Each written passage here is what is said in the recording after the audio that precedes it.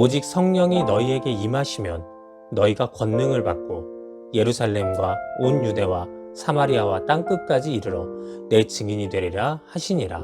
아멘. 할렐루야. 오늘도 좋은 날입니다. 하나님께서 여러분들이 계신 그곳에 함께 하시고 또 예수님께서 여러분들의 삶에 은혜를 더하시며 또 성령님께서 여러분들의 삶을 인도하실 줄 믿습니다.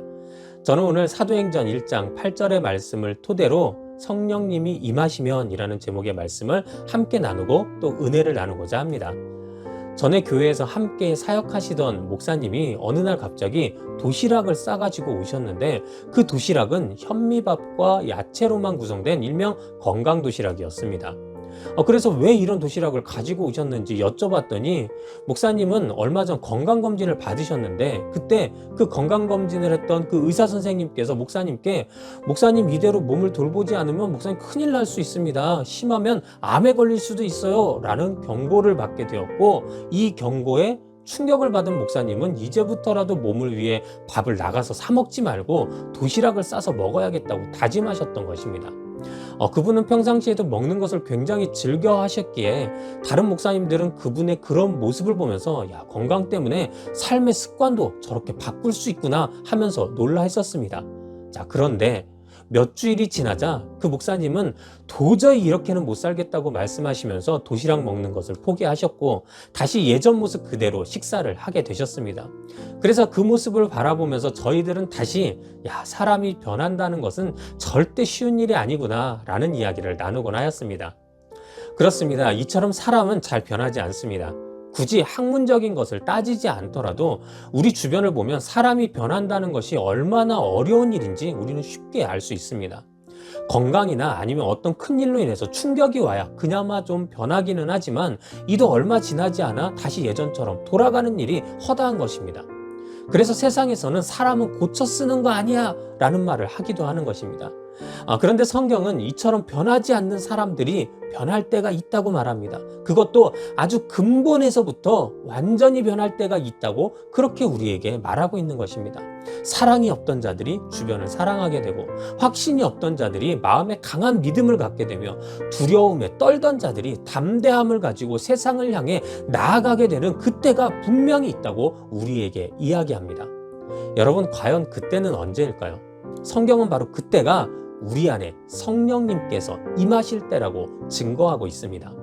즉, 내가 성령님과 동행하게 될 때 우리의 삶은 근본에서부터 변하게 되어 더욱 예수님을 닮아가는 삶으로, 더욱 하나님의 자녀된 삶으로, 더욱 담대한 예수 그리스도의 증인의 삶으로 우리가 그렇게 변하게 된다고 말하고 있는 것입니다. 그래서 오늘 저는 성령님이 임하셔서 그 삶이 변한 사람들의 모습을 보며 우리 안에 성령님이 임하시면 어떤 변화들이 일어나는지 함께 알아보고 또 그 은혜를 나누고자 합니다. 어린 아이들은 커가면서 초등학교에서 중학교로, 또 중학교에서 고등학교로, 또 대학교로 그렇게 진학이라는 것을 하게 됩니다. 그런데 저는 두 아들이 진짜 컸구나, 이제 진짜 중학생이 되었구나, 즉 그동안 어린이인 줄만 알았던 내 아들이 이제 진짜 청소년으로 변하였구나 라는 것을 느꼈을 때가 있었습니다. 그때가 언제냐면 바로 처음으로 저희 아이들이 중학교 교복을 입었을 때였습니다. 분명 얼마 전까지만 해도 덩치는 커도 아직 초등학생인 것만 같았던 제 아들이 교복을 입고 제 앞에 딱 서 있으니까 그 모습에서 왠지 초등학생 때와는 다른 중학생으로서의 청소년의 분위기가 풍겼고, 그래서 저는 그 모습을 보면서 내 아들이 진짜 청소년이 되었구나 라고 느낄 수 있었던 것입니다. 이처럼 변화를 이야기할 때 우리는 삶의 겉으로 나타나지는 표면적 변화들이 있음을 알게 됩니다. 진급을 하면서 옷이 바뀐다든지, 임신을 하면서 배가 나오기 시작한다든지, 군인이 되면서 머리를 짧게 깎는다든지 하는 표면적인 변화는 보는 이로 하여금 이곳에 확실한 변화가 일어나고 있음을 알게 합니다. 이는 성령님이 우리에게 임하실 때도 마찬가지입니다. 성령님이 우리에게 임하시면 우리의 삶도 겉으로 이전과 다른 표면적 변화들이 나타나게 되고, 또 그런 변화들로 인해 다른 이들은 내 안에 성령님이 임하시게 된 것을 확실히 알게 되는 것입니다. 자, 그렇다면 성령님이 우리에게 임하실 때 우리에게 나타나는 표면적 변화란 구체적으로 어떤 것을 말하는 것일까요? 오늘 본문은 바로 그 변화가 우리 삶 속에 권능이 나타나는 것이라 증거하고 있습니다. 그렇습니다. 우리에게 성령님이 임하시면 우리가 그동안 갖고 살던 나약하고 연약한 그런 모습이 아니라 그것이 변하여 하나님의 놀라운 권능을 가진 자들로 바뀌게 된다 말하고 있습니다. 오늘 성경 속 이 권능이라는 말의 어원은 두나미스라고 하는 헬라어인데, 이는 보통 사람들이 가지고 있는 일반적인 강한 능력을 이야기하는 단어가 절대 아닙니다. 이 두나미스라고 하는 단어는 위로부터 내려오는 능력, 즉 성령님의 힘으로 우리에게 나타나는 하나님께서 넘겨주신 그분의 능력이라는 뜻입니다. 때문에 이 능력은 사람들이 보기에는 기적처럼 느껴질 정도로 놀라울 수밖에 없는 능력이며, 사람의 힘과 지혜로는 절대 흉내조차 낼 수 없는 능력인 것입니다. 이 권능이 어떤 것인지에 대해 성경은 자세하게 기록하고 있는데요. 고린도전서 12장 7절부터 11절 말씀에서 보면, 각 사람에게 성령을 나타내심은 유익하게 하려 하심이라. 어떤 사람에게는 성령으로 말미암아 지혜의 말씀을, 어떤 사람에게는 같은 성령을 따라 지식의 말씀을, 다른 사람에게는 같은 성령으로 믿음을, 어떤 사람에게는 한 성령으로 병 고치는 은사를, 어떤 사람에게는 능력 행함을, 어떤 사람에게는 예언함을, 어떤 사람에게는 영들 분별함을, 다른 사람에게는 각종 방언 말함을, 어떤 사람에게는 방언들 통역함을 주시나니 이 모든 일은 같은 한 성령이 행하사 그의 뜻대로 각 사람에게 나누어 주시는 것이니라 라고 기록하면서, 우리에게 성령님이 임하시면 각 사람에 따라 놀라운 권능이 나타나게 되고, 이 권능은 분명히 우리를 유익하게 하려 성령님이 행하시고 나누어 주신 능력이라 증거하고 있는 것입니다. 성경 속에서 예수님의 명령에 따라 오직 성령님을 기다리며 기도하였던 120여 명의 성도들에게도 이러한 권능이 찾아오게 됩니다. 성경 사도행전 2장 4절 말씀에는 그들이 다 성령의 충만함을 받고 성령이 말하게 하심에 따라 다른 언어들로 말하기를 시작하니라 라고 기록하면서, 그들에게 성령님이 임하시자 그들은 각기 다른 언어들로 방언을 하기 시작하였다고 증거합니다. 그리고 그들의 이런 모습은 당시 예루살렘에 머물러 있었던 세계 각국에서 왔던 사람들을 놀라게 만들었다고 또 기록하고 있는데요. 사도행전 2장 7절부터 8절 말씀에서는 다 놀라 신기하게 여겨 이르되, 보라, 이 말하는 사람들이 다 갈릴리 사람이 아니냐? 우리가 우리 각 사람이 난 곳 방언으로 듣게 되는 것이 어찌 됨이냐라고 기록하면서, 지식 수준이 낮을 수밖에 없는 어부 출신들인 갈릴리 사람들이 갑자기 유창하게 세계 각국의 언어를 방언으로 말하는 것이 얼마나 다른 이들을 놀라게 하였는지 이와 같이 기록하고 있었던 것입니다. 그렇습니다. 이처럼 성령님이 임하시면 놀라운 하나님의 능력이 우리를 통해 나타나게 되고, 이는 세상을 놀라게 만들며 나아가 우리가 성령으로 충만하다는 사실을 다른 이들로 하여금 확실히 알게 하는 분명한 증거가 되는 것입니다. 자, 그런데 여기서 우리가 꼭 하나 명심해야 하는 것이 있습니다. 그것은 바로 이 권능을 우리에게 넘겨주신 하나님의 분명한 목적이 있음을 우리는 절대 잊지 말아야 한다는 것입니다. 우리가 보통 권능하면 그 놀랍고 신기한 나타나는 능력 자체에만 현혹될 때가 많이 있습니다. 어떤 이가 방언을 하니까 그게 너무 신기해서 나도 하고 싶다라고 하는 그런 마음만 갖고 있고, 또 어떤 이가 병 고치는 신유의 은사를 가지고 있으니까 그게 셈이 나기도 하고 그게 부럽기도 하고 신기해서 그 은사를 나도 갖고 싶다 하는 그러한 것에서만 우리의 생각이 그치게 된다면, 우리는 절대 성령으로 충만할 수도 없고 또 이런 능력을 얻지도 못하고 마는 것입니다. 그래서 야고보서 4장 3절에는 구하여도 받지 못함은 정욕으로 쓰려고 잘못 구하기 때문이라 라고 말씀하면서, 우리가 그 목적에 맞지 않게 내 정욕에 의해서 성령을 구하면 이는 잘못된 것이고 결국 우리는 아무것도 얻지 못하게 될 것이라 그렇게 우리에게 증거하고 있는 것입니다. 때문에 우리에게 주시는 권능은 그 신기한 능력 자체보다 더 중요한 것이, 능력을 우리에게 넘겨주신 하나님 아버지의 목적이 어디 있는지 우리가 반드시 알아야 한다는 것입니다. 그리고 성경은 그 목적이 바로 구원의 말씀을 전하기 위함에 있다고 우리에게 증거합니다. 오늘 성경 본문에서도 분명 우리가 권능을 받은 이후 나아가야 할 방향을 제시해 주시는데요. 그것이 바로 온 유대와 사마리아와 땅끝까지 이르러 예수님의 증인이 되어야 한다고 말씀하셨던 것입니다.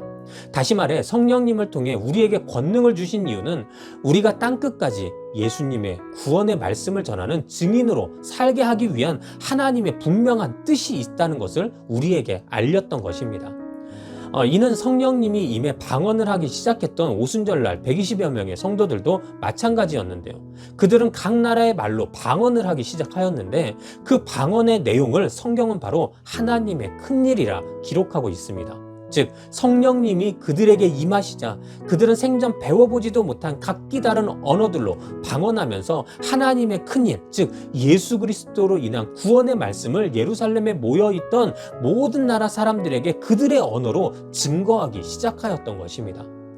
이처럼 하나님께서 성령님을 통해 우리에게 넘겨주신 권능은 나의 자랑이나 정욕에 의해 사용할 능력이 아니요 오직 예수 그리스도를 증거하여 하나님의 구원을 세상에 알리며 교회를 세우는 데 사용되어야 할 능력임을 우리는 반드시 믿어야만 하는 것입니다. 때문에 방언을 잘 하시는데 평생 예수가 그리스도임을 누구에게도 전한 적이 없다면 자신에게 영분별의 은사가 또 믿음의 은사가 있다고 그렇게 주장하시는데 내 가족조차 전도하지 못하여 그들이 지옥으로 가는 것을 그저 어쩔 수 없지요 라고 하면서 지켜만 보고 있는 것은 절대 성령님이 임하시는 삶이 아니며 결국 그들이 자신에게 있다고 주장하는 권능, 그 능력도 가짜일 수밖에 없다는 증거가 될 수밖에 없는 것입니다.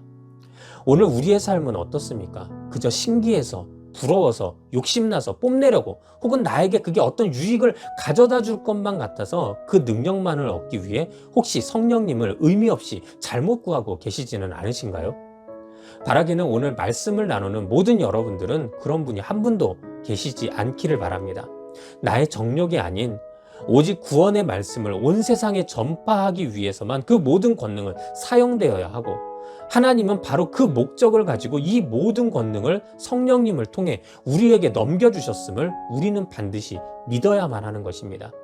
때문에 우리는 온전히 성령님을 내 안에 인정하고 환영하고 모셔드림으로 성령님을 통해 허락하신 하나님의 권능을 받아 세상에 담대히 구원의 말씀을 전하는 그렇게 예수 그리스도의 증인된 삶으로 우리의 삶이 변화될 수 있는 그런 모든 여러분들이 되시기를 주님의 이름으로 축원합니다. 여러분, 시선 차이라는 말이 있습니다. 이는 우리가 무엇을 어떻게 바라보느냐에 따라 그렇게 바라보지 않는 다른 이와 분명한 차이를 나타내게 된다는 뜻인데, 예를 들어서 동양인과 서양인에게도 이러한 시선 차이가 존재한다고 합니다. 이 그림을 동양인에게 보여주면서 어느 우주선이 앞에 있는가 라고 물으면 대부분 가장 큰 우주선이 제일 앞에 있다라고 대답한다고 합니다. 하지만 똑같은 질문을 서양인에게 하면 서양인은 가장 작은 우주선이 제일 앞에 있다라고 주로 대답한다고 합니다. 왜 이런 차이가 나는 것일까요? 이는 동양인과 서양인이 바라보는 서로 다른 시선 때문에 나타나는 차이인데요. 동양인은 주로 자신이 도착점에 있다고 생각하기에 가장 큰 우주선이 제일 앞에 있다고 말을 합니다. 하지만 반대로 서양인은 주로 자신이 출발점에 있다고 생각하기에 가장 작은 우주선이 제일 앞에 있다고 말하게 된다고 하는 것입니다. 이러한 동서양의 시선 차이는 삶의 여러 부분에서도 차이를 만들어내기도 하는데요. 대표적으로 동양인들이 쓰는 주소의 순서와 서양인들이 쓰는 주소의 순서가 서로 거꾸로 되어 있는 것도 바로 이런 시선 차이 때문에 생겨난 결과라고 합니다. 그리고 동양인은 내가 그때 왜 그랬지? 라고 말하며 과거에 얽매여 사는 사람들이 많고, 서양인은 반대로 난 앞으로 뭐든지 할 수 있어, 다 할 수 있어 라고 말하면서 허세가 센 사람들이 많다고 합니다. 이처럼 어떻게 바라보는가의 시선 차이는 삶의 전반적인 부분에서 굉장한 차이를 만들어내곤 하는 것입니다. 그리고 이 말은 우리가 만일 시선을 바꾸게 되면 우리의 삶도 굉장한 변화를 경험하게 될 것을 의미하는 말이기도 합니다. 마찬가지로 오늘 성경에서는 바로 성령님이 우리에게 임하실 때 우리 안에 이런 시선의 변화가 나의 내면에서부터 일어나게 된다고 증거하는 것입니다. 성령 받기 전까지의 제자들은 그들 시선의 중심이 항상 자기 자신에게 있었다고 성경은 그렇게 기록하고 있습니다. 그래서 그들은 예수님과 함께 하면서 누가 예수님과 가장 가까운 자인지, 그리고 예수님이 유대인의 왕이 되실 때 그때 누가 예수님의 오른팔이 될 것인지를 두고 항상 다투었고, 이제는 예수님이 잡히시자 그렇게 예수님을 떠나지 않겠다고, 예수님을 절대 버리지 않겠다고 했던 그 제자들이 자신의 목숨을 구하기 위해 예수님을 부인하며 배반하기 시작하였고, 예수님이 십자가에서 죽음을 맞이하시자 혹여 유대인들이 자기를 찾아서 예수님처럼 잡아 죽이지는 않을까 불안해하며 숨어서 떨고 있을 수밖에 없었던 것입니다. 하지만 이런 제자들에게 성령님이 임하시자 그들 안의 시선은 변하기 시작하였습니다. 그들은 더 이상 자신만을 바라보지 않았고 담대함으로 나아가 하나님의 나라를 알리고 예수님의 복음을 전파하며 그렇게 하나님의 시선으로 세상을 바라보게 되었던 것입니다.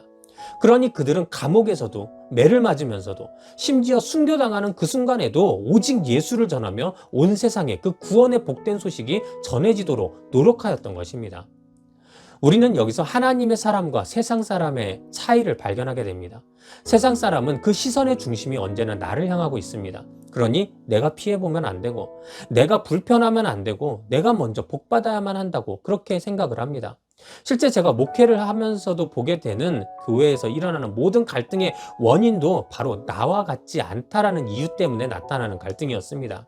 왜 저 집사는 나같이 생각하지 않지?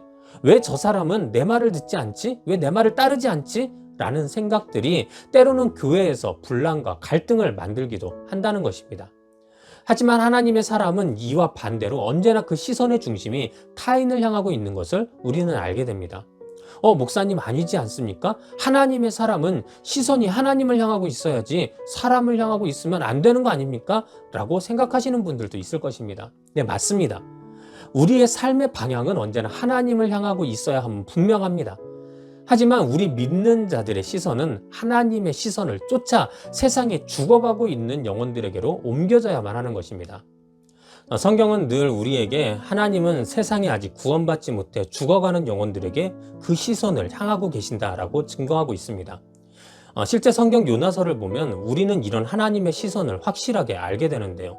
요나가 박넝쿨 그늘 아래에서 니느웨의 멸망을 보고자 하였을 때 하나님은 그 박넝쿨이 말라 사라지게 만들어 버리십니다. 그러자 자신이 뜨거운 바람에 노출된 것을 알고 괴로워하던 요나는 하나님께 차라리 자신을 죽여달라고 말합니다. 그때 하나님은 요나에게 요나서 4장 10절부터 11절 말씀에서 내가 수고도 아니하였고 재배도 아니하였고 하룻밤에 났다가 하룻밤에 말라버린 이 박넝쿨을 아꼈거든. 하물며 이 큰 성읍 니느웨에는 좌우를 분변하지 못하는 자가 12만여 명이요 가축도 많이 있나니 내가 어찌 아끼지 아니하겠느냐라고 말씀하시면서 그 하찮은 박넝쿨도 아끼면서 왜 하나님의 시선이 머무는 그 니느웨의 불쌍한 영혼들은 보지 못하느냐고 그렇게 요나를 책망하셨던 것입니다. 그렇습니다. 이처럼 하나님의 시선은 언제나 구원받아 하나님의 품으로 되돌아와야 할 그런 세상의 영혼들에게 그 시선이 머무는 것입니다. 때문에 우리에게 성령님이 임하시면 우리는 나의 시선이 아닌 우리 안에서부터 하나님의 시선으로 세상을 바라볼 수 있게 되고 결국 하나님이 바라보신 세상의 그 불쌍한 구원받아야 할 영혼들을 우리가 그런 시선으로 바라보게 되어 그들에게 복음을 증거하게 되고 그들에게 선한 일을 하게 되어 하나님의 선한 영향력을 그렇게 나타나게 되는 것입니다. 성경 사도행전 2장 44절부터 47절까지 말씀에는 믿는 사람이 다 함께 있어 모든 물건을 서로 통용하고 또 재산과 소유를 팔아 각 사람의 필요를 따라 나눠주며 날마다 마음을 같이하여 성전에 모이기를 힘쓰고 집에서 떡을 떼며 기쁨과 순전한 마음으로 음식을 먹고 하나님을 찬미하며 또 온 백성에게 칭송을 받으니 주께서 구원받는 사람을 날마다 더하게 하시니라 라고 기록하면서 성령님이 임한 믿음의 사람은 그 안에 시선이 변하여 자신을 위한 삶이 아닌 다른 이를 위한 삶, 그들에게 선한 것을 베풀고 그들에게 구원의 은혜를 나누고자 하는 그런 타인을 위한 삶을 살게 되고 이런 타인을 위한 삶은 사람들로부터 칭송을 받게 되어 그로 인해 구원받는 사람이 날마다 더하게 되었다라고 그렇게 성경은 우리에게 증거하고 있는 것입니다. 이는 오늘날에도 마찬가지입니다. 오늘날 우리 주변을 보면 교회가 또 믿음의 성도가 세상으로부터 질타를 받고 또 손가락질을 당할 때가 있습니다. 그 원인이 무엇일까요? 그 원인은 그 무엇도 아닌 우리가 우리 안에서 성령님을 잃어버렸기 때문입니다. 교회 안에서 또 성도의 삶 속에서 성령님을 잃어버림으로 인해 세상 속에서 나만을 내세우는 편협한 기독교인들이 되어버렸고 세상에 선을 베풀고 세상을 위해 기도해야 할 우리가 오히려 세상의 질타를 받으며 세상의 걱정을 사는 자들이 되고 말아버린 것입니다. 우리는 이를 반드시 극복해야만 합니다. 이를 극복하기 위해 우리는 다시 성령님을 내 안에 인정하고 환영하고 모셔드려야만 하는 것입니다. 기도함으로 성령님이 나와 함께 하시기를 간구해야 하며, 그렇게 성령님과 인격적 교제를 통해 하나님의 크고 은밀한 것을 깨우쳐 알아가는 우리가 되어야만 하는 것입니다. 그리고 바로 그때 우리는 진정 하나님의 시선으로 세상을 바라보는 변화를 체험하게 될 것이고, 진정 세상에 예수 그리스도라는 구원의 기쁜 소식을 담대하게 전하는 성령님의 인도함을 받는 하나님의 사람들이 될 수 있음을 우리는 반드시 믿어야 할 것입니다. 바라기는 오늘 말씀을 나누는 우리 모두에게도 성령님이 임하셔서 나를 향한 시선이 주님의 시선으로 변화되는, 그래서 세상의 모든 곳에 그리스도의 선한 향기를 전할 수 있는 그런 우리가 되기를 주님의 이름으로 축원드립니다. 사랑하는 여러분, 이제 말씀을 마치고자 합니다. 오늘 설교의 핵심이 무엇인가요? 능력받자? 시선이 변하자? 전도하자? 아닙니다. 이 모든 것들은 결과입니다. 우리에게 성령님이 임하시면 이런 능력이 임할 것임을, 그 시선이 이렇게 하나님의 시선으로 변할 것임을, 그리고 복음의 증인이 될 것임을 그렇게 알려드린 것뿐입니다. 때문에 오늘 설교의 가장 큰 핵심은 바로 우리 안에 성령 하나님을 모셔드려야 한다는 것입니다. 내 안에 성령님이 임하실 때 우리는 권능을 받게 되고, 주님의 시선이 곧 나의 시선이 되어 결국 나를 위한 삶이 아닌 타인에게 선한 은혜와 복음을 전하는 삶을 살게 되며, 나아가 하나님을 위한 삶을 사는 우리가 되는 것입니다. 그러니 우리가 이런 삶을 살기 위해 간절히 기도함으로 성령님을 내 안에 모셔드리고, 언제나 성령님이 나를 주관하시도록 그분의 인도하심에 나를 온전히 맡기고 순종하는 우리가 되어야만 합니다. 바라기는 우리 모두 성령님께 붙들림 바 되어 이러한 삶의 변화를 경험하고 주님의 사명을 감당하기에 부족함이 없는 그런 모든 여러분들이 되시기를 주님의 이름으로 축원합니다.